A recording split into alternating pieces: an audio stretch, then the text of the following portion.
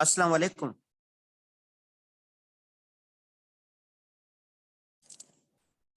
अस्सलाम वालेकुम। आवाज आ रही है? सबक शुरू करें। वालेकुम सलाम रहमतुल्लाहि व बरकातुहू। जी उस्ताद साहब। जी ठीक है।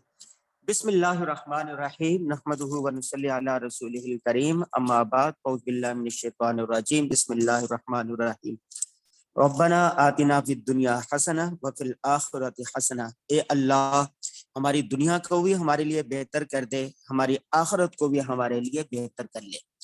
कामयाबी के उन्वान से ये 10-12 नशिस्तें थी, आज 9वीं नशिस्त है। गुज़श्ता नशिस्तों में हमने बताया कि इंसान को कामयाबी के लिए, वो दुनियावी कामयाबी हो या उखरवी कामयाबी हो, इस कामयाबी के लिए इंसान को सबसे पहले सोचना पड़ता है, फिर मनसूबा बंदी करनी पड़ती है।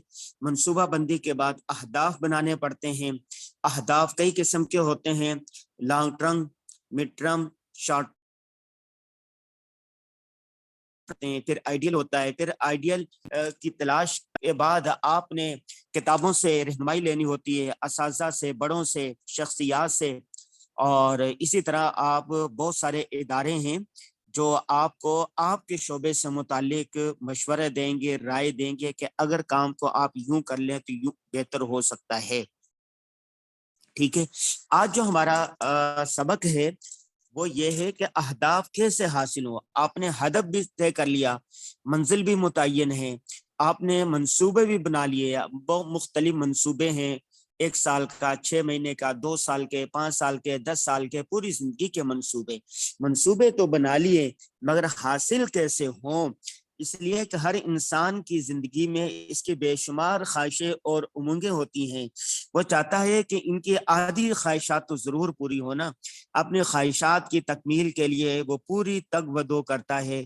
अगर नीयत ठीक हो, अज़्म पुख्ता अज़म हो, जोहद मुसलसल हो, अमल पेहाम हो, मुस्तकिल मिजाजी हो, मेहनत शाक़ा हो, वक्त का सही इस्तेमाल हो, अपने आप को दुरुस्त तरीके पर मुनज़्ज़म किया हो, तो उसकी जो तमन्नाएं होती हैं, जो हाजात होती हैं, वो पूरी हो जाती हैं। लेकिन अपनी हसरतों और आरजुओं पर आंसू से नहीं बहाने पड़ते हैं। वो कहा ना किसी ने, हजारों ख्वाहिशें ऐसी कि हर ख्वाहिश पर दम निकले, बहुत निकले मेरे अरमा लेकिन फिर भी कम निकले। मैं आपको अपनी मिसाल देता हूँ। बवक्त तहरीर, यानी ये किताब लिखी थी हमने आज से 7 साल पहले तकरीबन ये किताब लिखी थी। 4 साल पहले, या 4 या 5 साल पहले। उस वक्त मेरी उम्र थी 38 साल, और इस वक्त है 45 साल। जब 38 साल मेरी उम्र थी, तो 38 साल में तो कोई आदमी बूढ़ा नहीं होता, लेकिन मैं अचानक बीमार हो गया, मुझे चक्कर आने लगे और मैदा खराब हो गया, मैं तरह तरह का परेशान रहता था। तो मैं समझा कि यार क्या जिंदगी अभी से खत्म होगी, अब तो इतने सारे मंसूबे थे, वो सारे के सारे पड़े हुए हैं, कुछ भी नहीं किया।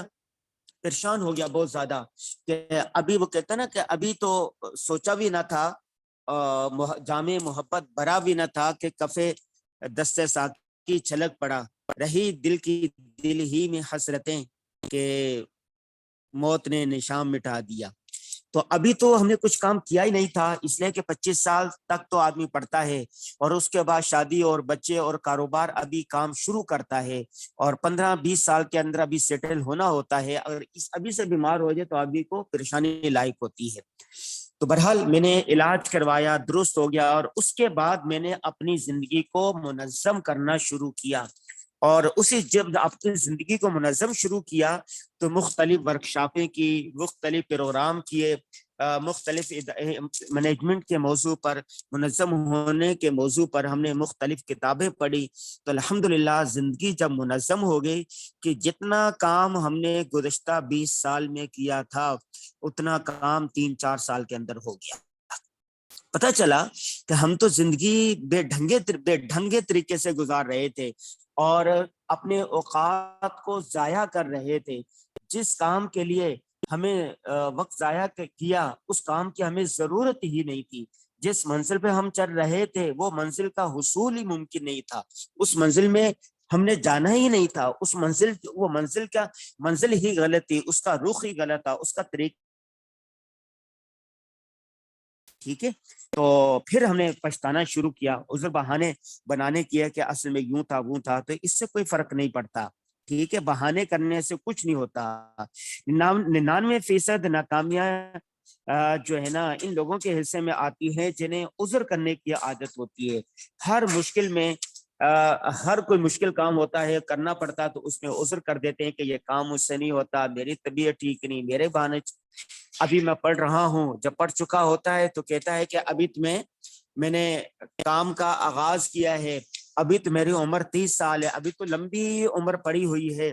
لہذا اسی ہیلے بہانوں میں وہ وقت گزار دیتا ہے اور نتیجے کے طور پر زندگی برف کی طرح پگھلتی چلی جاتی ہے اور اس کے ہتھے کچھ بھی نہیں آتا.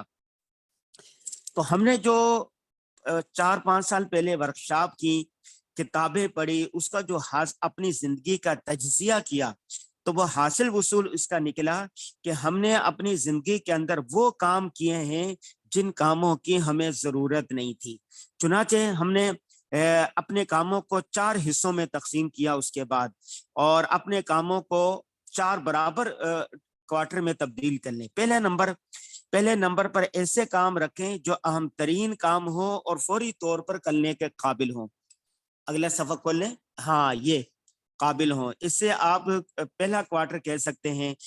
یعنی وہ کام آپ نے کرنے ہیں جو اہم نوعیت کے ہوں اور فوری کرنے کے ہوں, ٹھیک ہے, تو آپ وہ کام کریں.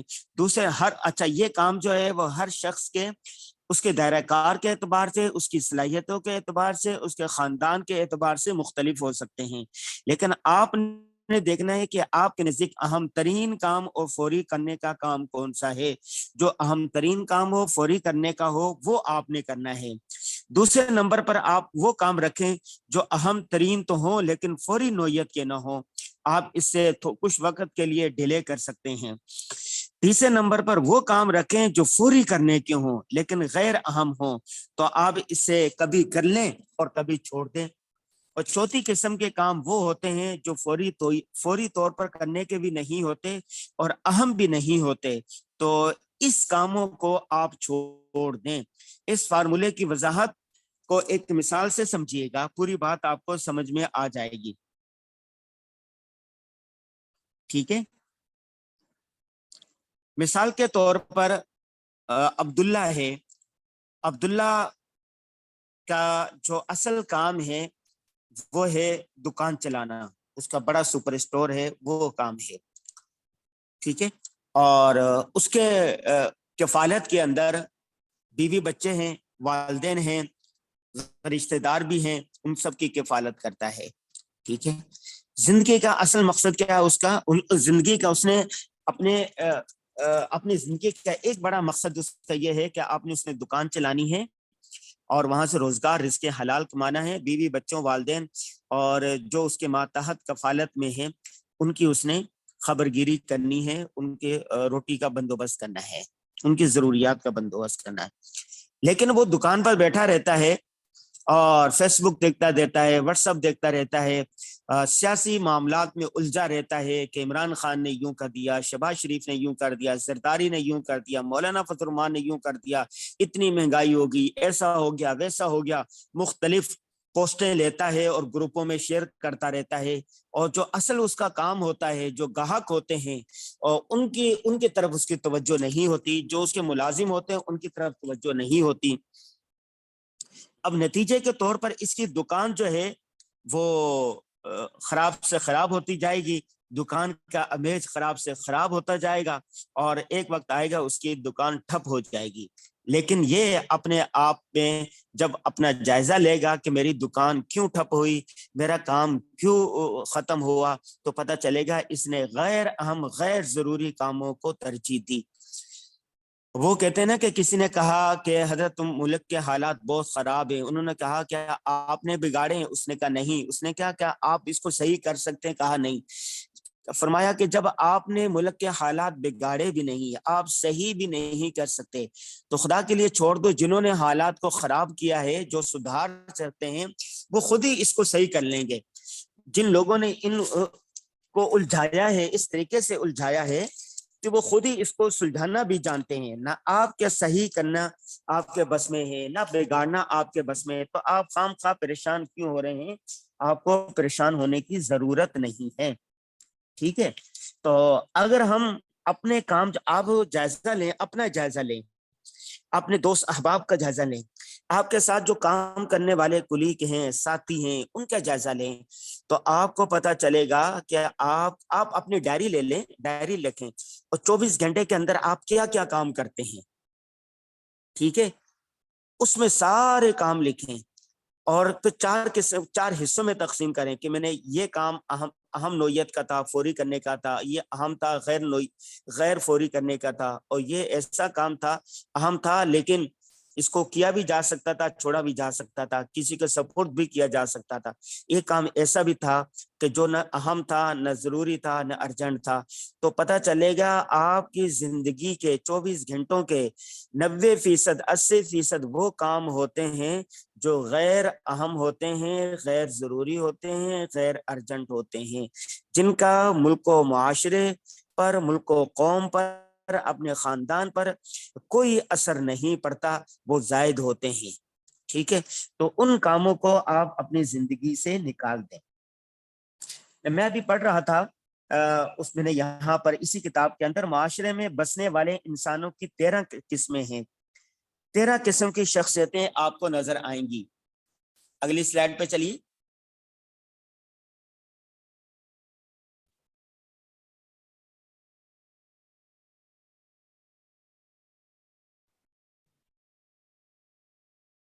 ہاں ٹھیک ہے، آپ کو 13 قسم کی شخصیتیں نظر آئیں گے اور 17 مختلف قسم کے مزاج ہیں اور 27 متفرق قسم کے جذبات پائے جاتے ہیں اور 4 قسم کی عادتوں کے لوگ پائے جاتے ہیں۔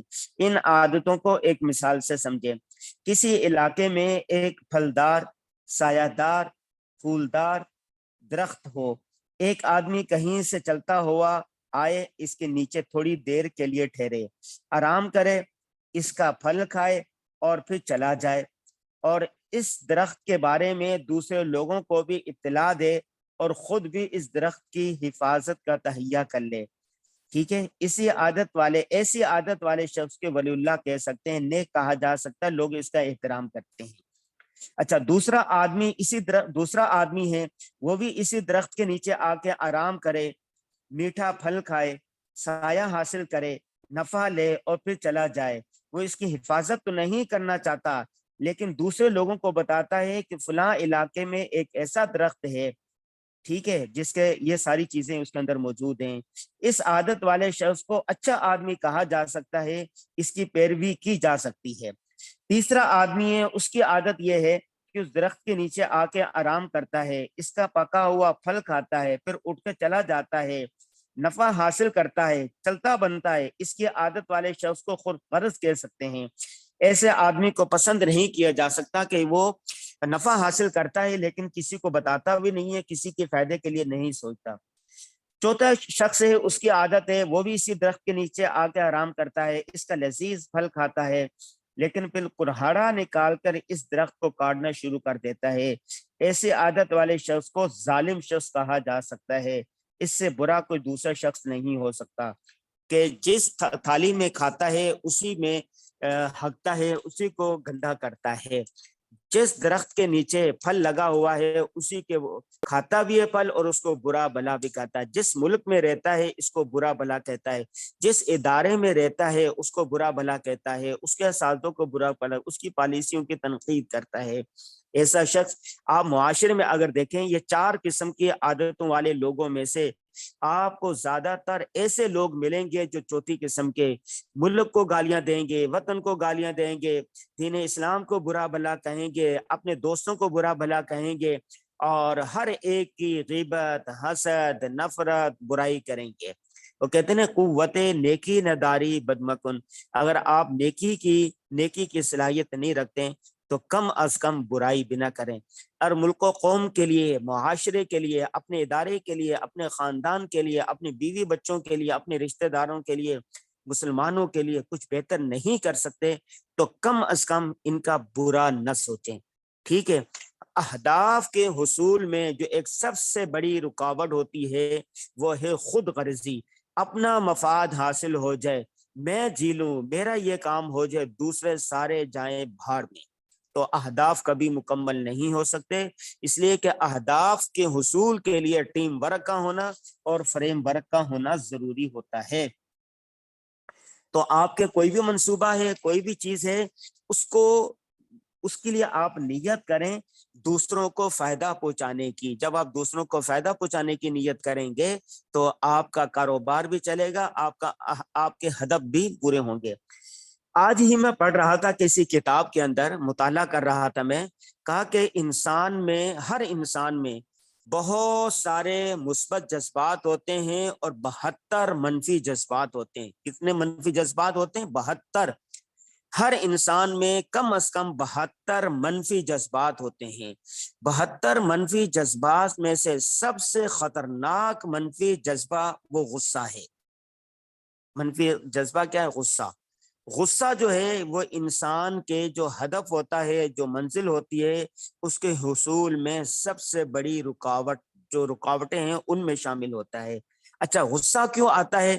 کسی نے کوئی بات کہہ دی، آپ کو جج سے غصہ ہو گیا، لال پیلے ہو گئے، آپ اپنے ساتھی سے لڑ پڑے، ٹیم ورک کے ساتھی سے لڑ پڑے، اپنے دوست سے لڑ پڑے، اپنے والدین سے لڑ پڑے، اپنے بہن بھائیوں سے لڑ پڑے، رشتہ داروں سے لڑ پڑ کے اپنے استادوں سے لڑ پڑے، اور جو کام تھا اور وہ لڑائی کی وجہ سے تیا پاجا ہو گیا اس کا۔ اب دیکھو پاکستان میں دیکھ لو، ایک حکومت چل رہی ہے، یہاں پر نظام چل رہا ہے، لیکن اس حکومت، اس نظام کے اندر ہو کیا رہا ہے؟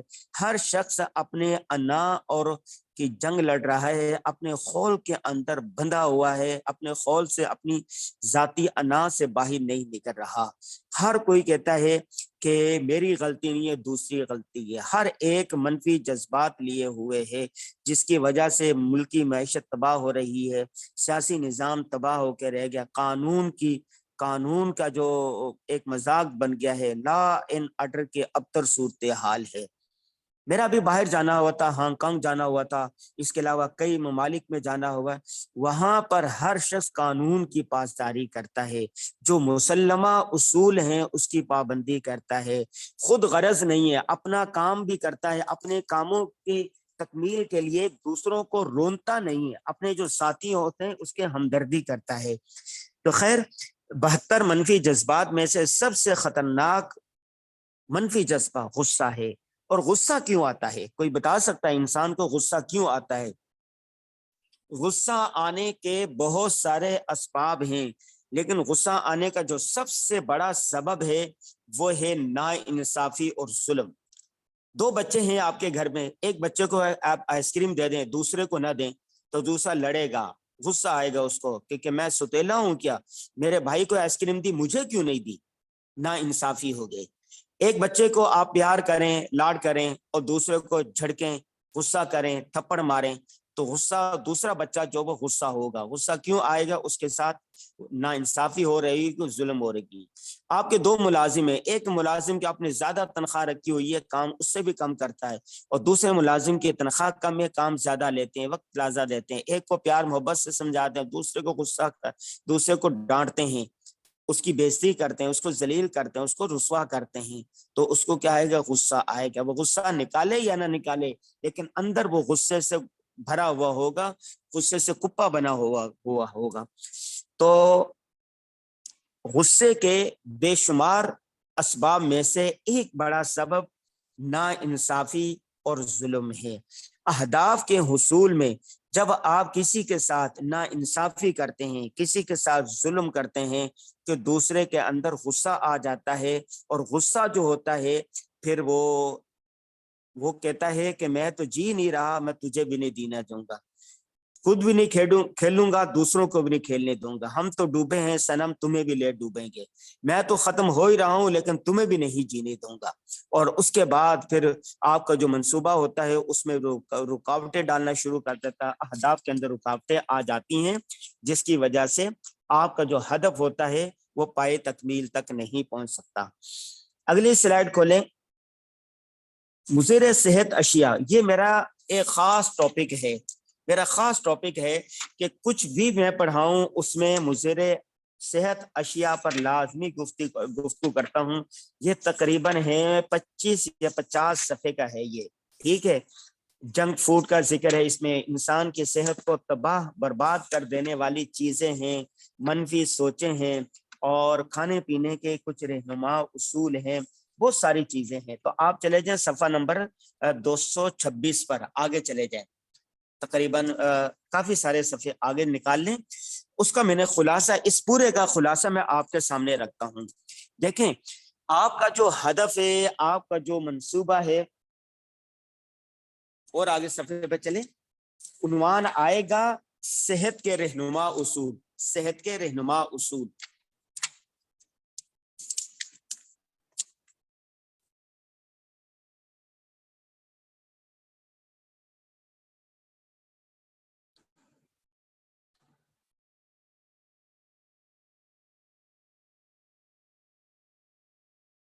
جی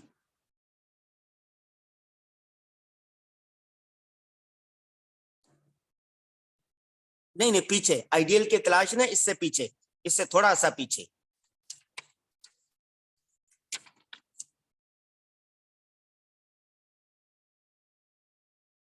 ہاں آگے ہے یا پیچھے، بہرحال مجھے معلوم نہیں ہو رہا ہے. یہاں پر چھوڑ دیں، سن لیں خلاصہ اس کا. میں بتا دیتا ہوں پھر آپ کو. اس کا خلاصہ یہ ہے، اپنی صحت کو بہتر رکھنے کا.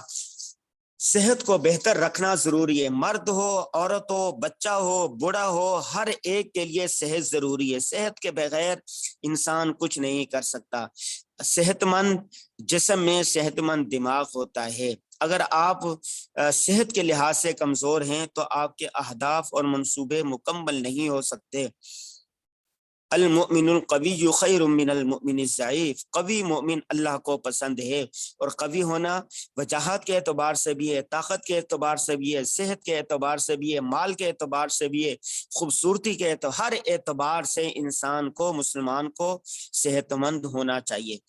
بڑی بات جو انسان کو صحت انسان کو تباہ کر دیتی ہے نا، تباہ کرنے والی چیزوں میں سے ایک وہ ہے کہ انسان بے تکا کھاتا ہے. جو کھانے پینے کی چیزیں ہیں نا، بے تحاشا کھاتا ہے، بے وقت کھاتا ہے، بے تکا کھاتا ہے. تو آپ نے وقت پر کھانا ہے، تھوڑا کھانا ہے، اچھا کھانا ہے. نمبر 2 یہ ہے کہ اپنی ورزش کو اپنی زندگی کا معمول بنا لیں.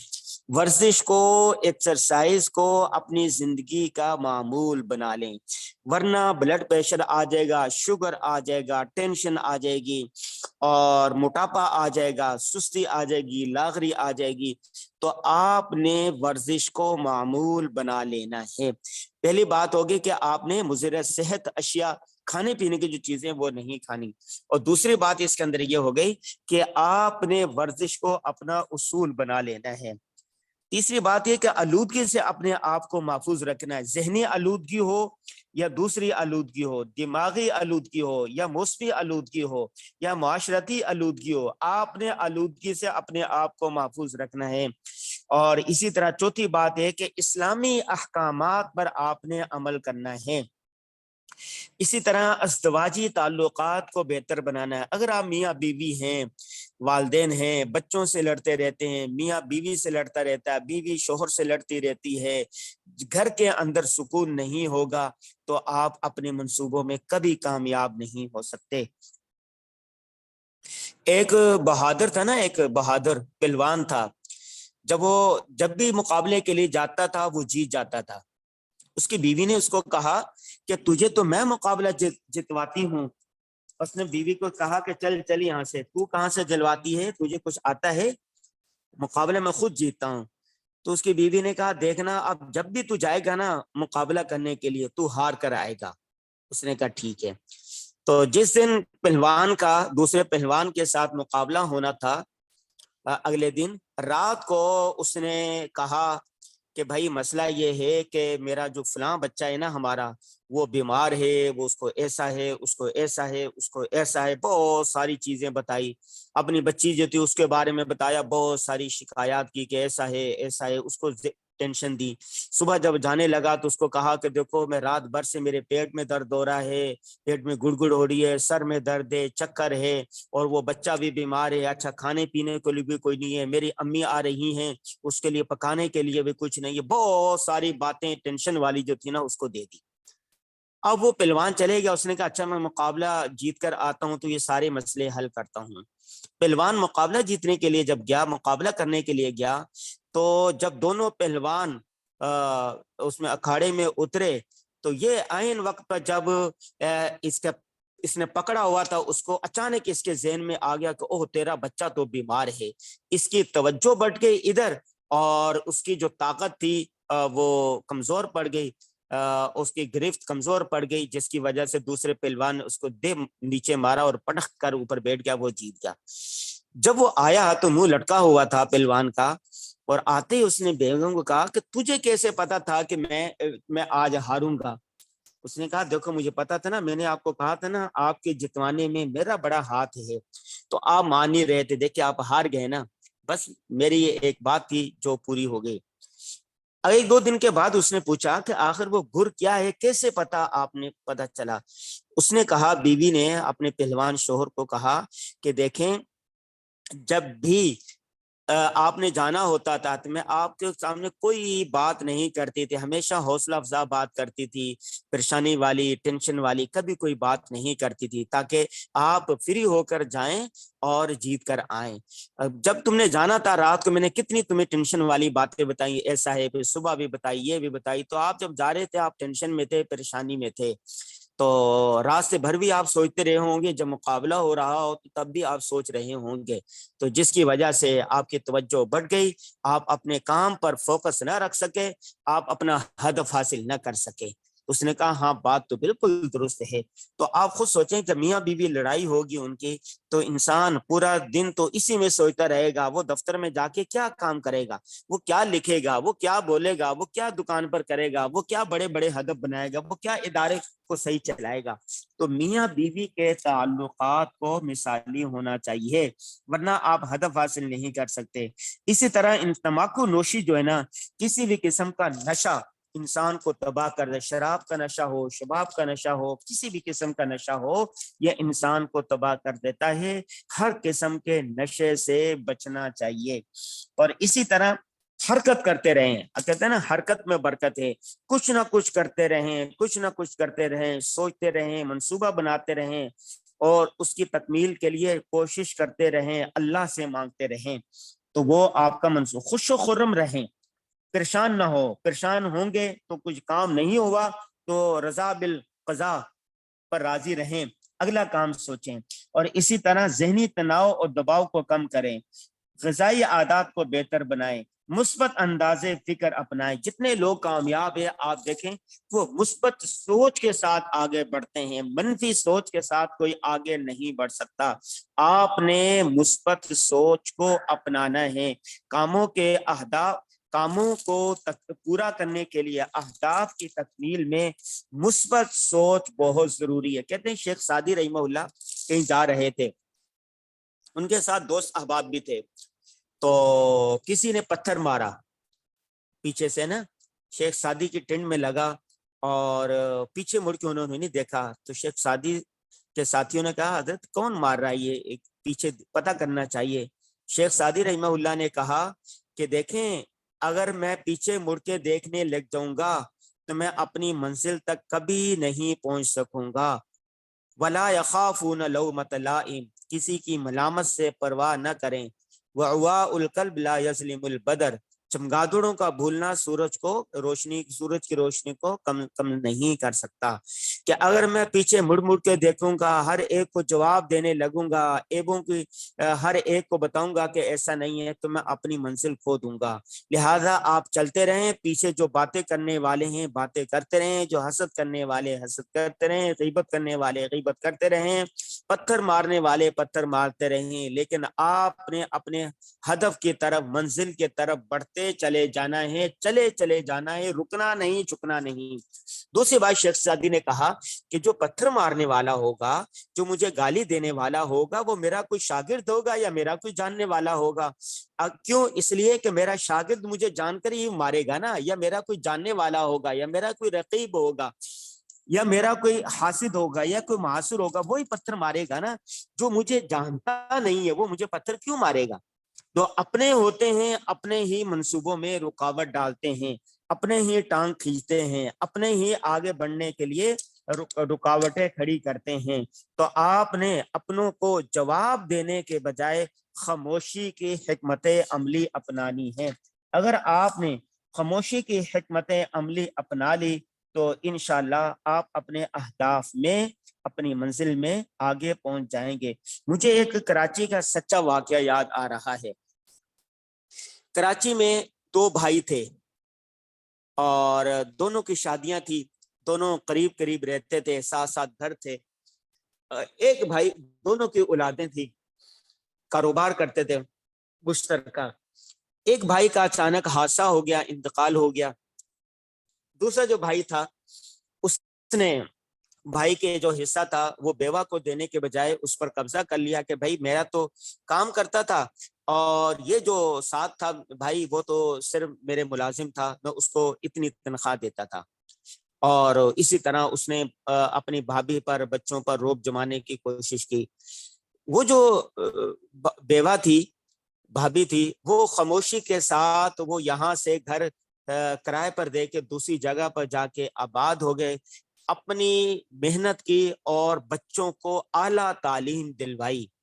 بچے جب اعلیٰ تعلیم حاصل کر چکے، بڑی بڑی نوکریاں حاصل کر چکے، اور پھر اس کے پاس رشتے بھی آنے لگے اور اس کے لیے لوگ منت سماجت کرنے کے لیے بھی آنے لگے۔ جو دوسرا تھا بھائی، جس نے خیانت کی تھی، جس نے دھوکہ دیا تھا، وہ اپنی اولاد کو بھی نہیں پڑھا سکا اور کاروبار بھی نہیں چلا سکا۔ کیوں؟ اس نے ظلم کیا تھا، نا انصافی کی تھی، اور نا انصافی کرنے والا، ظلم کرنے والا کبھی آگے نہیں بڑھ سکتا۔ اور پھر اس کے جو بچے تھے وہ بہت پیچھے رہ گئے۔ وہ جو دوسرے بھائی کے بچے تھے، اس نے، ان کی والدہ نے جو بیوہ تھی، اپنی بچوں کی تعلیم پر، صحت پر توجہ دی، جو بڑا معاشرے میں بڑا مقام حاصل کر کے۔ تو آپ کے ساتھ اگر کوئی زیادتی کر رہا ہے، ظلم کر رہا ہے، تو آپ نے اس کا بدلہ نہیں لینا، آپ نے معاف کر دینا ہے۔ اس موضوع پر آپ سیرت کو دیکھیں، رسول اللہ صلی اللہ علیہ وسلم نے کبھی بدلہ نہیں لیا، معاف کر دیا۔ صلح حدیبیہ کے موقع پر دیکھو، ہندا کو بھی معاف کر دیا، فلاں کو بھی معاف کر دیا، فلاں کو بھی معاف کر دیا، واشی کو بھی معاف کر دیا۔ یہ عام معافی کا اعلان کر دیا کہ جو اپنا اسلحہ پھینکے اس کو معافی، فلاں کو معافی، فلاں کو معافی، معافی معافی۔ معاف کرنے سے، درگزر کرنے سے ہی معاشرے، قومیں آگے بڑھتی ہیں، اہداف کی تکمیل ہوتی ہے۔ خاموشی سے ساتھ اپنا کام کرتے رہے۔ آپ نے ڈنکا نہیں بجانا خام خواہ، جب کام آپ کا چل پڑے گا ڈنکا خود بجے گا۔ ٹھیک ہے۔ اگلا سبق ہے کامیاب لوگوں کی 7 عادتیں۔ اس کے اندر جو 7 عادتیں ہیں، اس کے اندر ایک عادت یہ بھی رہی ہے کہ جتنے بڑے لوگ گزرے ہیں دینی اعتبار سے یا دنیاوی اعتبار سے، معاشی لحاظ سے، معاشرتی لحاظ سے، ان سب کے اندر ایک چیز رہی ہے کہ وہ چست تھے، سست نہیں تھے، کاہل نہیں تھے، کمزور نہیں تھے، اچھا اور معیاری کام کرتے تھے۔ تو اگر آپ چاہتے ہیں کہ آپ کے منصوبوں کی تکمیل ہو تو آپ نے اچھا اور معیاری کام کرنا ہے۔ دوسری بات یہ ہے کہ آج جتنے کامیاب لوگ ہیں، حکیم سعید کو آپ دیکھ لیں، شیخ الاسلام مفتی محمد تقی عثمانی صاحب کو دیکھ لیں، دینی اعتبار سے اور دنیاوی اعتبار سے جو لوگ کامیاب ہیں، آپ ان کی لسٹ بنا لیں، 20 لوگ لکھ لیں جو دینی اعتبار سے کامیاب ہے، جن کے ادارے صحیح چل رہے ہیں یا جن کی فیکٹریاں، کمپنیاں صحیح، 10 لوگ آپ لکھ لیں۔ قدر مشترک آپ کو یہ عادت ملے گی کہ وہ صبح سویرے اٹھنے والے ہیں۔ صبح سویرے اٹھنے والے لوگ آپ کو ملیں گے جتنے کامیاب ہیں۔ میرا کئی ممالک میں جانا ہوا ہے، یورپ میں جانا ہوا ہے، ابھی ہانگ کانگ میں جانا ہوا، ملائیشیا میں جانا ہوا، آپ یقین جانیں وہاں پر لوگ صبح سویرے اٹھ جاتے ہیں، صبح سویرے اٹھ کر ورزش کر رہے ہوتے ہیں، اور شام کو جلدی سونے کی عادت ہوتی ہے ان کے۔ ہمارے ہاں ایک عجیب چلن ہے کہ ہم دیر سے اٹھتے ہیں اور 12 بجے مارکیٹیں کھلتی ہیں، پھر کام ہوتا ہے، اور رات کے وقت میں اللہ تبارک و تعالیٰ جو نظام بنایا ہے نا، جو فطرت کی خلاف ورزی کرے گا وہ ناکام ہوگا۔ میرا سویڈن جانا ہوا تو مجھے موبائل کی سم لینی تھی، مغرب کا وقت تھا، پتہ چلا ساری مارکیٹیں بند ہو گئی ہیں، ایک دکان کھلی تو اس کے پاس نہیں تھی، اور صبح سویرے وہ لوگ اٹھ جاتے ہیں۔ بوری کلی امتی فی بکوریا، نبی کریم صلی اللہ علیہ وسلم نے فرمایا، کئی احادیث ہے، بوری کلی امتی فی بکوریہا، اللہم بارک لامتی فی بکوریہا، الصبحۃ تمنع الرزق، کہ صبح کے وقت میں اللہ تبارک و تعالیٰ نے برکت دی ہے، اور صبح کے وقت سونا رزق کو روک دیتا ہے۔ تو آپ طالب علم ہیں، آپ استاد ہیں، آپ کاروبار کرنے والے، کوئی بھی ہے، تو آپ نے آج سے نیت کر لینی ہے کہ آپ نے صبح سویرے اٹھنا ہے، صبح سویرے اٹھ کر کام کرنا ہے۔ جو صبح سویرے اٹھ کر کام کرے گا، اللہ تبارک و تعالیٰ اس کے منصوبوں کو، ان کے اہداف کو پائے تکمیل تک پہنچائے گا۔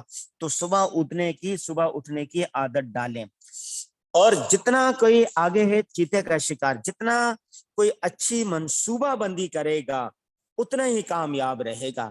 اگر آپ 4 گھنٹے منصوبہ بندی میں لگاتے ہیں تو 1 گھنٹے میں کام کر لیں گے، اگر آپ 4 گھنٹے کام میں لگے رہیں گے تو اور کام بھی نہیں ہوگا، اور 8 گھنٹے لے لیں گے۔ وہ کہہ رہے ہیں نا کہ ایک دانشور کہیں جنگل سے گزر کر جا رہا تھا، ایک لکڑہارے کو دیکھا کہ وہ درخت کو کاٹ رہا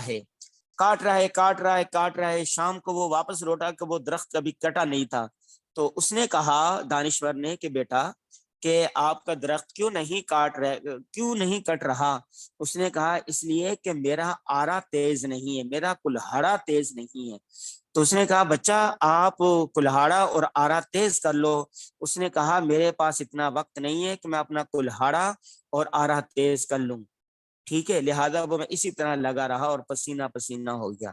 تو اگر وہ دانشور کی بات مان کر اپنے آرے کو، اپنے کلہاڑے کو درست کر لیتا، منصوبہ بندی کر لیتا، تو ایک درخت کی جگہ شام تک وہ پورا جنگل کاٹ دیتا۔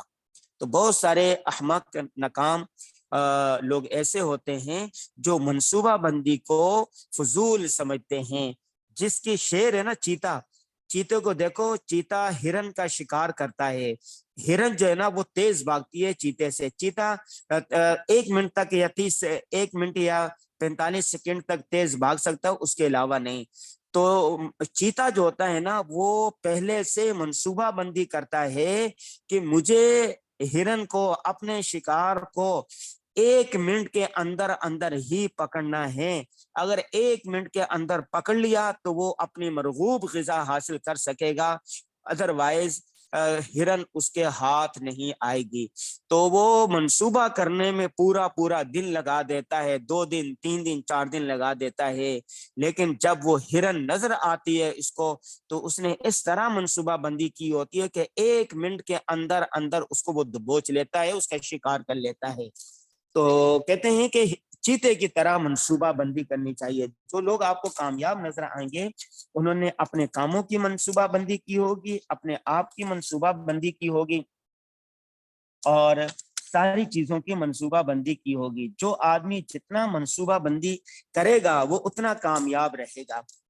مجھے یاد آ رہا ہے، یہاں پر ہم نے لکھا بھی تھا کسی جگہ پر، کہ برطانیہ سے تعلق رکھنے والے 73 سالہ ٹونی بزان، یہ دنیا کے نامور مشہور ماہر تعلیم بھی ہیں، اور اسی طرح ورکشاپ بھی کرواتے ہیں، ٹائم مینجمنٹ کی بھی چیزیں سکھاتے ہیں۔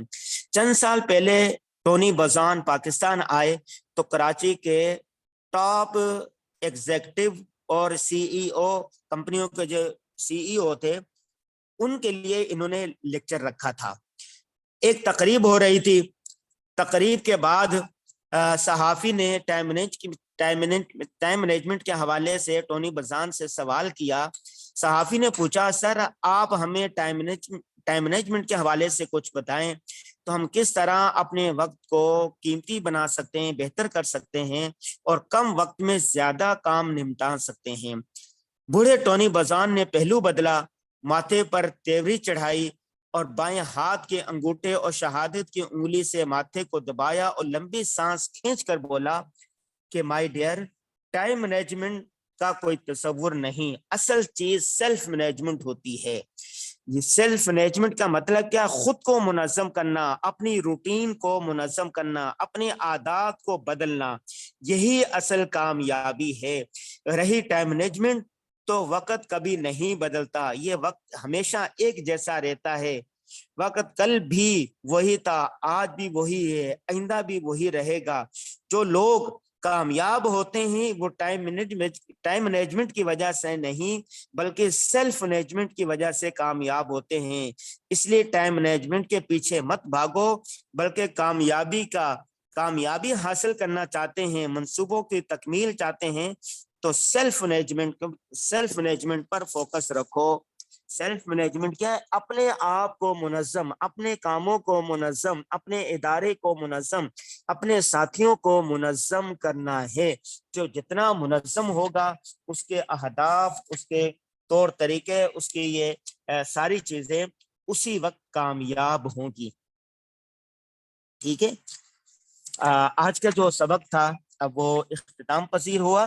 اس کا خلاصہ یہی نکلتا ہے کہ اگر آپ اپنے کاموں میں، منصوبوں میں کامیاب ہونا چاہتے ہیں تو آپ نے سیلف مینجمنٹ کرنی ہے، آپ نے غصہ نہیں کرنا، آپ نے اپنے ساتھیوں کو ساتھ لے کر چلنا ہے، آپ نے خاموشی کے ساتھ کرنا ہے کام، حکمت عملی کے ساتھ آپ نے کام کرنا ہے۔ ٹھیک ہے، اس حوالے سے یا اب تک جتنا پڑھا ہے ہم نے، آپ کے ذہن میں اگر کوئی سوال ہو تو پوچھ سکتے ہیں۔ جی کوئی سوال ہو تو پوچھ سکتے ہیں۔ جی ایک سوال یہ آیا تھا کہ ہم اپنے آپ کو منظم کیسے کر سکتے ہیں جبکہ ہم تو لوگوں کے محتاج ہوتے ہیں، لوگوں کے تابع ہوتے ہیں، ہم گھروں میں رہتے ہیں تو گھر والوں کے محتاج ہوتے ہیں، مدرسے میں جاتے ہیں، اسکول میں جاتے ہیں تو استادوں کے، وہاں کے نظام کے تابع ہوتے ہیں۔ دیکھیں، ایک دائرہ کار کے اندر رہتے ہوئے اپنے آپ کو آپ نے منظم کرنا ہے، بہتر کرنا ہے۔ آپ دنیا سے نکل کر خلا میں تو نہیں جا سکتے نا، آپ نے اسی دنیا میں رہنا ہے، اسی پاکستان میں رہنا ہے، اسی معاشرے میں رہنا ہے۔ آپ نے اپنے محنت، صلاحیت اور عزم کی بل بوتے پر آپ نے آگے بڑھنا ہے۔ ٹھیک ہے، کوئی اور کام، کوئی اور سوال ہو تو لکھ کر پوچھ سکتے ہیں۔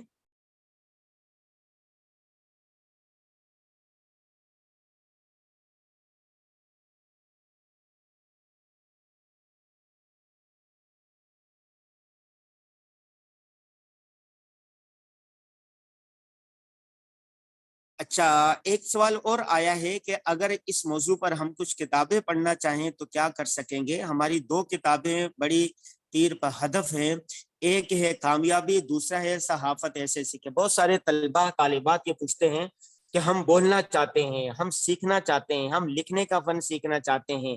یہ بات درست ہے، آج کا جو دور ہے، یہ جو صدی ہے، یہ بولنے کی صدی ہے، یہ لکھنے کی صدی ہے۔ انسان مر جاتا ہے، اس کا لکھا ہوا، اس کا بولا ہوا باقی رہ جاتا ہے۔ بولنا ہو یا لکھنا، اس کا ایک ہی طریقہ ہے کہ انسان کے پاس ذخیرہ الفاظ ہونا چاہیے، معلومات ہونی چاہیے، مواد ہونا چاہیے۔ وہ آدمی اتنا بڑا دانشور ہے، اتنا بڑا رائٹر ہے، اتنا بڑا اینکر ہے، اتنا بڑا خطیب ہے، جس کے پاس جتنی زیادہ معلومات ہوں گی، زیادہ انفارمیشن ہوگی، زیادہ ذخیرہ الفاظ ہوگا۔ تو ذخیرہ الفاظ کیسے آئے گا؟ وہ ایک دم نہیں آ جائے گا۔ روزانہ آپ نے کوئی ایک بات یاد کریں، مثال کے طور پر 10 اشعار یاد کریں 10 دنوں میں، روزانہ ایک شعر یاد کریں تو 10 دنوں میں 10 اشعار یاد ہو جائیں گے۔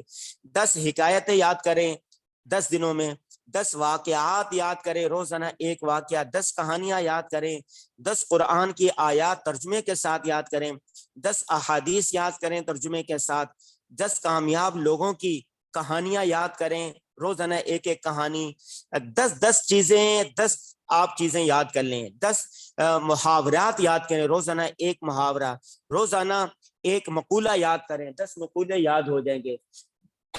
تاریخ اسلام کے 10 واقعات یاد کر لیں، تاریخ انسانی کے 10 واقعات یاد کر لیں، 10 صحابہ کرام کی 10 واقعات یاد کر لیں، انبیاء کرام، اتنے سارے انبیاء گزرے ہیں، 10 انبیاء کرام کے 10 واقعات یاد کر لیں۔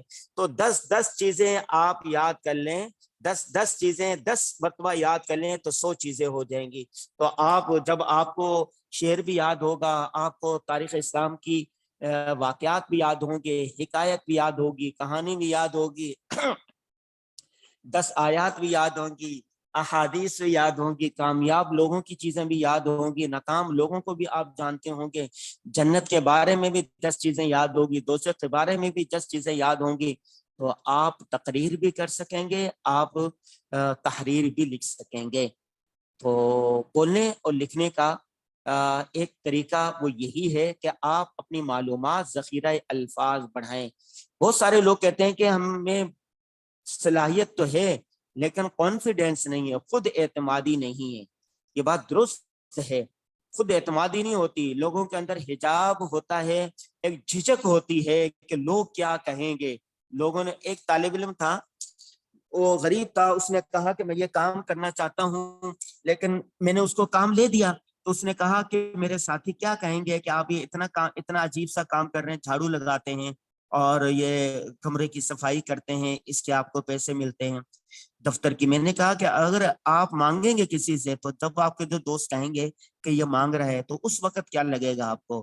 میں نے اس کو کہا کہ باہر ممالک میں کام کو چھوٹا بڑا نہیں ہوتا، کام ہوتا ہے، صفائی کرنے والے بھی اچھے خاصے لوگ ہوتے ہیں، اور یہ سارا کام ہے نا، بھیک مانگنے سے بہتر ہے کوئی چھوٹا موٹا کام کر لیا جائے۔ القاسب حبیب اللہ، رسول اللہ صلی اللہ علیہ وسلم کے پاس ایک صحابی آئے، بوڑھے تھے، اور رسول اللہ صلی اللہ علیہ وسلم نے ہاتھ اس کو دیکھا کہ وہ کھردرا تھا۔ رسول اللہ صلی اللہ علیہ وسلم پوچھا کہ آپ کا ہاتھ اتنا کھردرا کیوں ہے؟ تو انہوں نے کہا یا رسول اللہ میں پہاڑ پہ جاتا ہوں، پتھر کاٹتا ہوں، پتھر کاٹ کے پھر میں مارکیٹ میں لا کے بیچتا ہوں، جس کی وجہ سے۔ رسول اللہ صلی اللہ علیہ وسلم نے اس کے ہاتھ کو چوما اور پھر کہا القاسب حبیب اللہ، محنتی آدمی اللہ کا محبوب ہوتا ہے۔ اور دیکھیں، اور دوسرے کو دیکھا کہ وہ بھیک مانگ رہے تھے، رسول اللہ صلی اللہ علیہ وسلم نے بلایا اور کہا کہ فلاں ادھر آؤ، تم کیوں بھیک مانگ رہے ہو؟ کیا تیرے پاس کچھ نہیں ہے؟ محنت مزدوری کیوں نہیں کرتے؟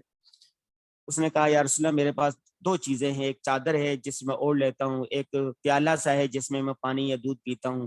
آپ صلی اللہ علیہ وسلم نے وہ منگوائے کہ اس کی قیمت لگوائی، اور بیچنے کے بعد کہا کہ اتنے کی چیزیں لے لو، فلاں درہم دیناری جو ہے اس کے جا کے تم کلہاڑا اور لکڑی خریدو، اور کلہاڑی خریدی، لکڑی خریدی، اور کہا کہ فلاں جنگل میں جاؤ، جا کے تم لکڑیاں کاٹو اور پھر لا کر بیچو، اور اتنے دن تک مجھے تم نظر نہ آنا۔ اور پھر چند دن کے بعد آیا، وہ خوشحال ہو گیا تھا، اس کے پاس کچھ پیسے جمع ہو گئے تھے۔ جب خوشحالی آتی ہے تو چہرے سے ہی نظر آتی ہے نا۔ تو رسول اللہ صلی اللہ علیہ وسلم نے اس سے کہا کہ اے فلاں، یہ بہتر ہے تیرے لیے یا وہ بہتر تھا کہ قیامت کے دن ذلت اور مانگنے کا جو سوال کا جو ایک داغ تھا وہ تمہیں لگتا؟ تو اس نے کہا یہ بہتر ہے۔ تو اس لیے انسان کو کام کرنا چاہیے ڈٹ کر، اور خود اعتمادی جو جھجک ہوتی ہے، کسی کی پرواہ نہیں کرنی چاہیے کہ فلاں کیا کہے گا، لوگ کیا کہیں گے۔ لوگوں نے جو کہنا ہے کہنے دیں، آپ بولیں، آپ لکھیں، آپ محنت کریں، آپ نے جو کام ہے، آپ کا جو منصوبہ، اس کے تکمیل میں رات دن آپ لگے رہیں، جتے رہیں، ٹھیک ہے۔ اللہ تبارک و تعالی ہم سب کو اس پر عمل کرنے کی توفیق عطا فرمائے، ہمیں دینی اور دنیاوی ترقیاں اور خوشیاں نصیب کرے، دنیاوی ہمیں بہتر دے، آخرت بھی ہمارے لیے بہتر کر دے۔ آمین آمین یا رب العالمین۔ السلام علیکم ورحمۃ اللہ وبرکاتہ۔